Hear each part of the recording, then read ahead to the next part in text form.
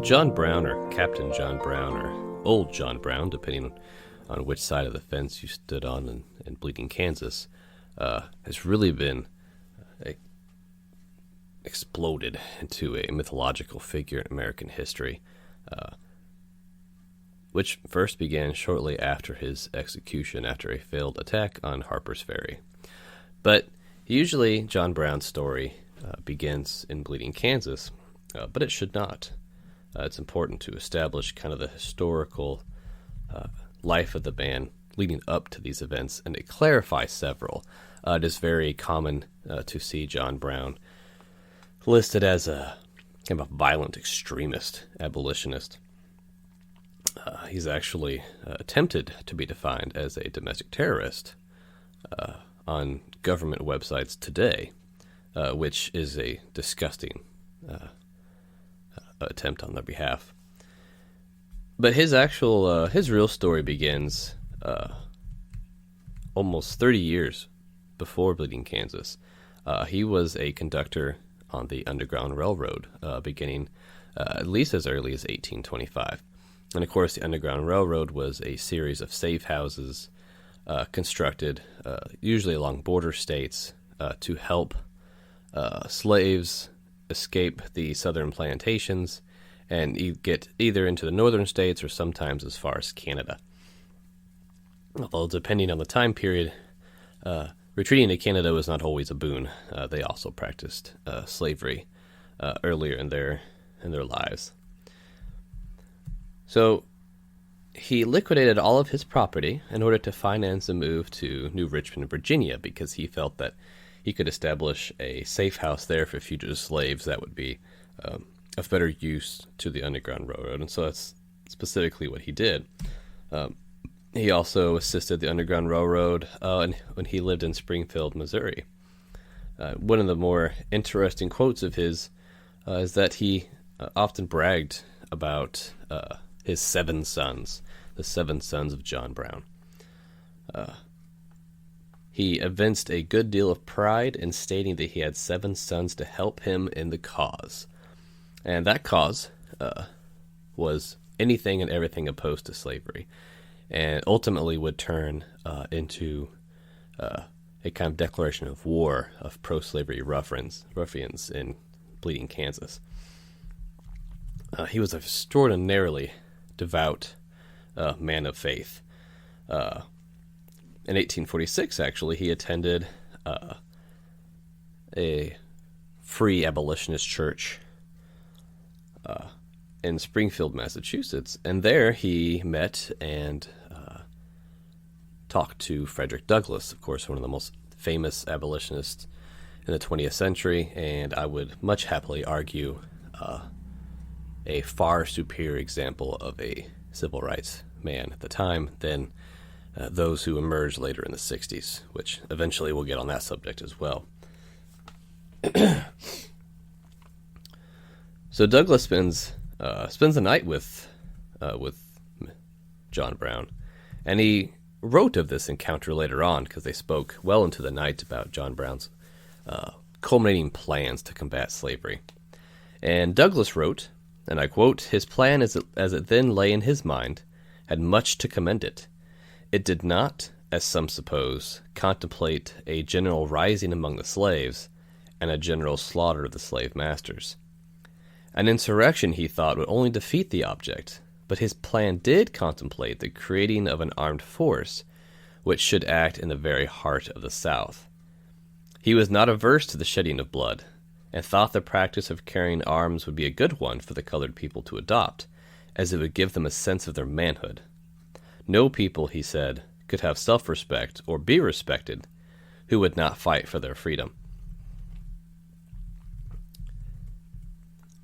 Now, after meeting with John Brown, Douglass then wrote that he discovered that he himself, quote-unquote, became all the same less hopeful for peaceful abolition. "My utterances became more and more tinged by the color of this man's strong impressions." Now, what's interesting about this here is Douglass actually wrote of his escape from his own slave master and his ability to physically combat his slave master and defeat him and a contest of strength, and that was a transformational moment for him, that it was like breaking through a wall where all of the social conditioning of intergenerational slavery was shattered as soon as he successfully raised his hand against the man who had beat him.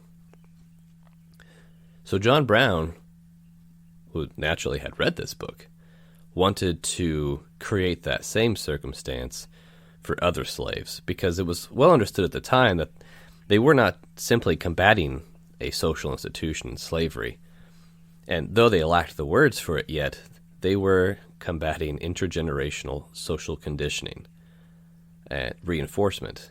Slavishness is a term that arose for very good reason. It explains the social conditioning, the effects of slavery and existing as a slave, and the depressing features that come along with that. So the shortest way to destroy that barrier would be to arm these fugitive slaves, not for the purpose of violence, but for placing them on a level of equality with those, just like we already understand from natural rights theory, your right to self-defense and my right to self-defense do not conflict. But that also helps establish an equality among people. Well, if one person has a gun and the other person does not, there is no equality of force and self-defense there. So, on a theoretical level, John Brown is completely accurate in this. Now, in 1848, so we're just skipping forward a couple years, John Brown, he bought land and built a home in a name that I thought was actually a joke for most of my childhood. Built a home in Timbuktu, which was a region where free blacks were given land to farm. Of course, they were donated by an abolitionist, very wealthy man named Garrett Smith, who sold the land at an amazing $1 an acre. But he would only sell it to free blacks. Now, he did make an exception for John Brown because of his reputation. And so John Brown, once again, liquidated all of his property and possessions and relocated Timbuktu so that he could help teach and educate these freed blacks or freedmen in farming. Once again, as the founders recognized and as the series of laws in the founding era recognized, education and training, vocational skills were essential to not just existing in a free society, but by being able to fully embrace the human dignity of existing as an independent individual. Simply releasing slaves did not put them on that footing. Many resorted to criminality. Others actually ended up selling themselves back into slavery due to no inherent fault of them for being black or African. Even the founders recognized this, but as a consequence of the slave institution. Now, in 1851, John Brown formed the League of Gileadites. It was an abolitionist group of free blacks, and they were essentially a fugitive slave self-defense group. And naturally, this popped up as a result of the 1850 Fugitive Slave Act, which will also be addressed in a separate episode.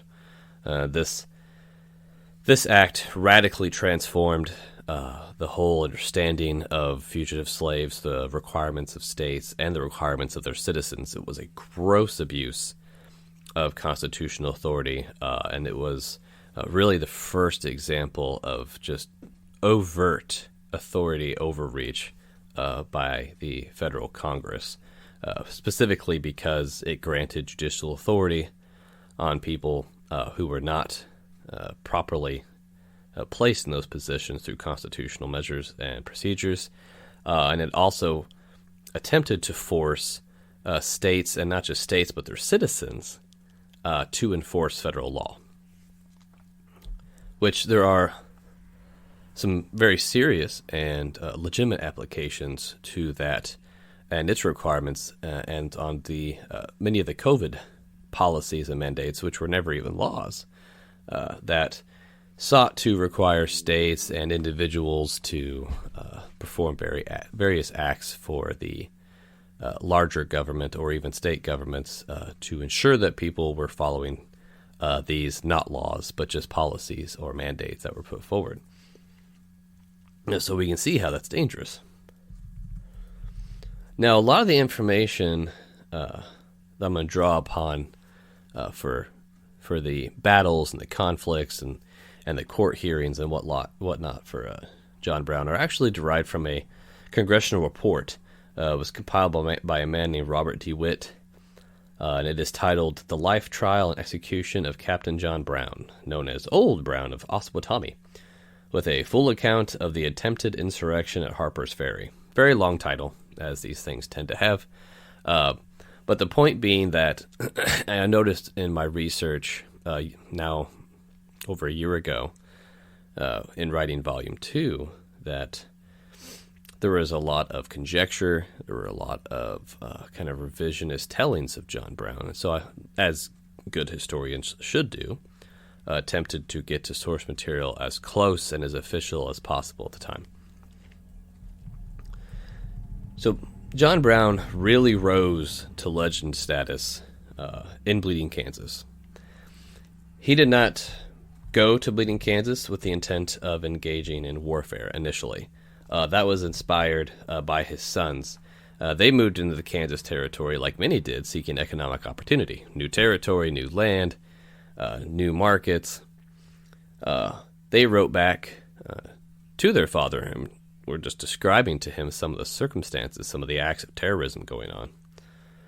And of course, John Brown, being a very purposeful man of action, decided to relocate himself to the Nebraska territory and made several stops along the way, gathering funding and gathering arms. Now, almost as soon as entering the territory, John Brown's family became persecuted and targeted for some reason, probably due to his stature, by Democrat ruffians. They threatened him. They threatened his family. They insulted their women, their nieces and their wives and their daughters. They ultimately murdered two of his sons and drove another one to insanity through torture. Fired shots at his house at the night. There was a series of events that occurred here. Now, his real story in Bleeding, Kansas starts with the Potawatami Massacre. And there are several names that we're going to be going over today that are a little unusual. But one of them, of course, being the Potawatami Massacre. And prior to this massacre, which I don't think is the correct way to describe it, it's more like the Potawatami self-defense event. But he was, to coin a phrase from the report, John Brown was, quote-unquote, made the object of the most active persecutions of the Missourians, which would be the border ruffians, and all the bitterness and stern determination of his nature were stirred up from their very depths in retaliation. So we're going to break kind of a series of events and just cover a couple that occurred here. So Frederick, which is one of his sons, was assaulted by a group of ruffians and was brutally murdered. One of his other sons, also named John, was illegally detained by ruffians under the presumption of him being a political prisoner. He was loaded down with chains, and then he was driven by foot and forced to march 20 miles per day to get to Tecumseh. It traumatized him so severely that he was essentially enfeebled by it. His mind no longer functioned afterwards. Now, one of the more interesting elements, and this was something I found only in the Congressional report, was that border ruffians had held a public meeting and had formally declared a bounty placed on the head of John Brown and his family. This same committee notified Brown and other Free State men all along Potawatami Creek, which is the designation for where they lived, that if they did not leave the territory in 3 days, that they would hang all of them. So, quote from the source here, a committee of 5 called on him, John Brown, on one occasion, and informed him that he must leave the territory in 3 days or die, that they would come to his house with a sufficient force at the end of that time, and if they found him still there, they would hang him. The old man thanked them for the notice, saying very coolly, "You will not find me here then, gentlemen." Before the next sun rose, the 5 members of that committee were in the other world. Now, what happened after these border ruffians left is that night, John Brown got some of his sons and other abolitionists together and said, well, they've promised that they're going to kill us. Let's take them out. There was no structured, really, law in this region at the time, and so threats of death had to be met with the like action. Now, the reason I argue that the events that occurred shortly thereafter were not a massacre, he did, well, accounts vary, but his posse, let's say, his group, did kill the 5 men who had threatened to murder all of them. And these same 5 men were instrumental in violence and attacks. It's very likely that at least one of them had been involved in the murdering of a Free Stater just in the weeks prior. But he didn't simply go through ruffian territory shooting and slaughtering to his will. He killed no women and no children. And he only killed those 5 men who had threatened him and everyone else and already conducted acts of violence. He spared the 16-year-old son of one of these men. At a different house, there were a total of 6 men inside, but only one had belonged to that ruffian group. And so that was the only one that they killed. And there was another instance where they interrogated 2 men, concluded that they were not part of the violent ruffian group, and just simply let them go. So it was very far from kind of this recounting of senseless violence where he just ran through, and if he were anything other than him, he just slaughtered a massacre. It was not a massacre, it was precision. And it was precision predicated largely the kind of frontier justice act of self-defense. Well, as you might imagine, this incurred a reaction. There was a Battle of Blackjack was the next encounter, and that was largely in response to the Potawatami Massacre. Now, Henry Clay was a very prominent Democrat politician from Missouri, and he entered into the Kansas-Nebraska territory boasting about how he was going to find Old Brown and capture him or kill him or whatnot.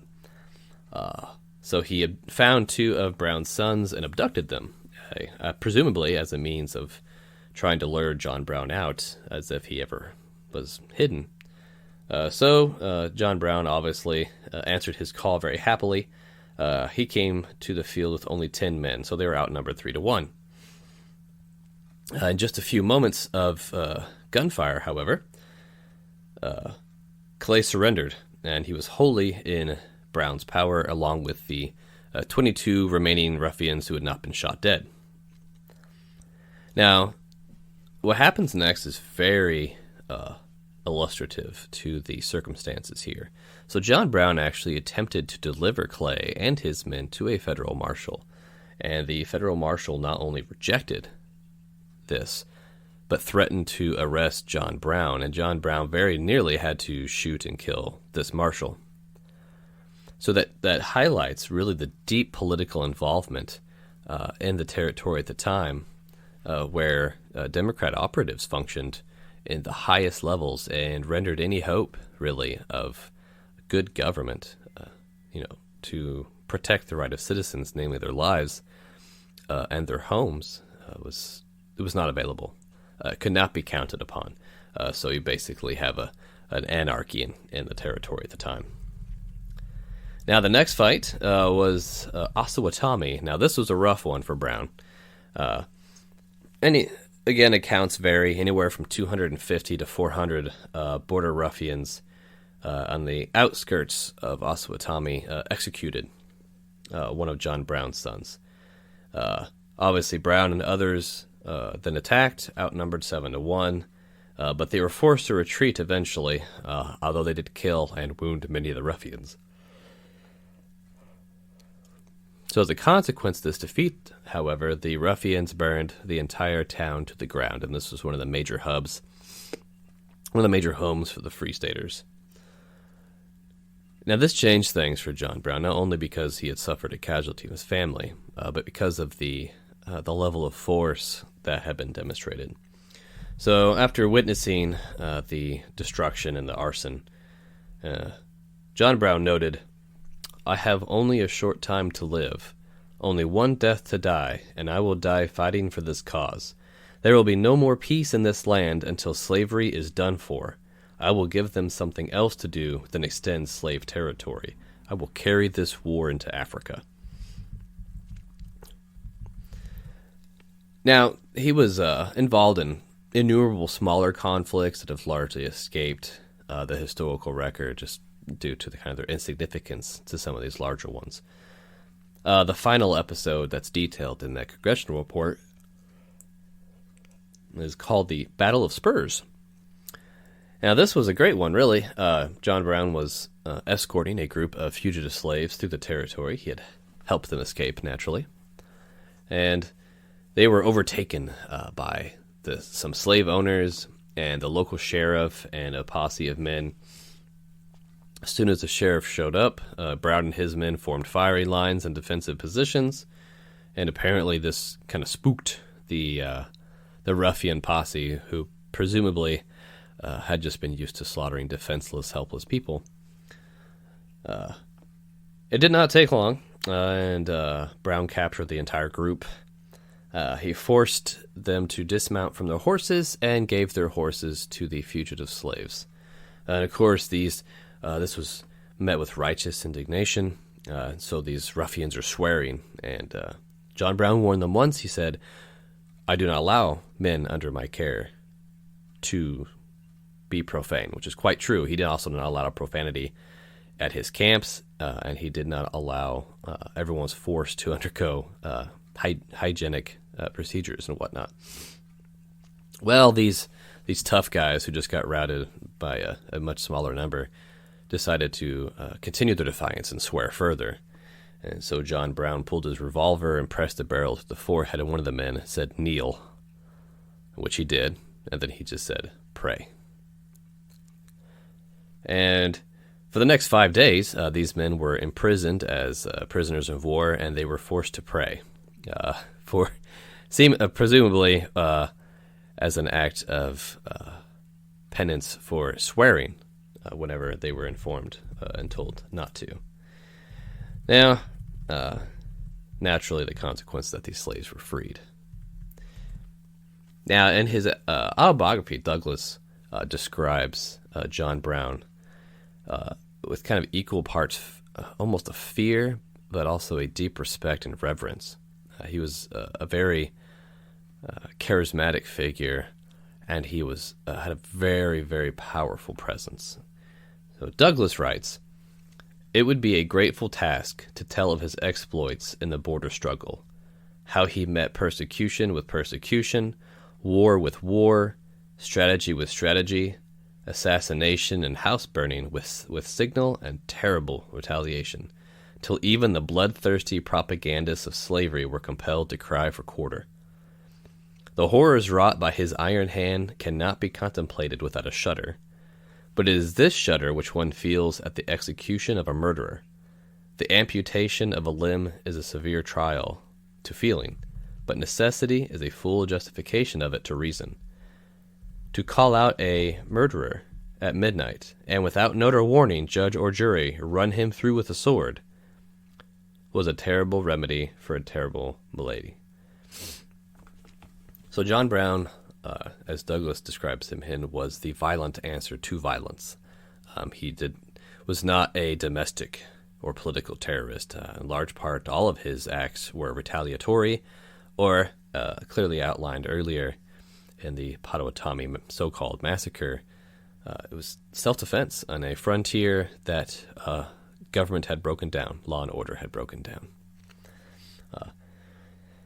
Now, he His story is not yet over. It extends into a failed assault on Harper's Ferry, which really clarifies a lot about his ideology and his purposes and the man himself. And so we will explore just a little more time on John Brown coming up.